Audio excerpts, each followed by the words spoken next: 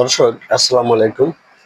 বিএনপির তৃণমূল নেতাকর্মী থেকে শুরু করে একেবারে কেন্দ্রীয় সিনিয়র নেতা পর্যন্ত সবাই বলে যে শেখ হাসিনা পালিয়েছে।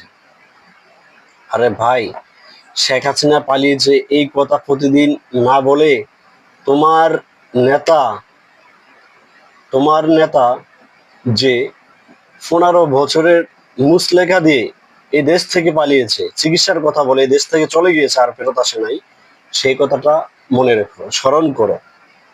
যার নেতা রাজনৈতিক পরিবেশ অনুকূলে থাকার পরও, শেখ হাসিনা বিদায় হওয়ার 1 বছর পরেও দেশে আসতে পারতেছে না, সেসব দলের নেতা কর্মীরা আরেক দলের নেত্রী পালিয়েছে সেই কথা নিয়ে জিকির পিকির করে। শেখ হাসিনা কিভাবে পালিয়েছে? শেখ হাসিনা পালিয়েছে কিভাবে তোমরা বলো? বাংলাদেশের সেনাবাহিনীর ইকুইপমেন্ট ব্যবহার করে এদেশের সেনাবাহিনীকে ব্যবহার এই দেশের সেনাবাহিনী তাকে অন্য দেশে পৌঁছে দিয়েছে।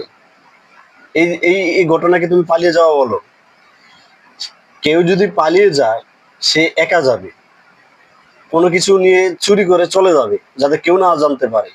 অথচ একটা দায়িত্বশীল সংস্থার পক্ষ থেকে, বাহিনীর পক্ষ থেকে এদেশের ইকুইপমেন্ট ব্যবহার করে অন্য দেশে নিয়ে গিয়েছে।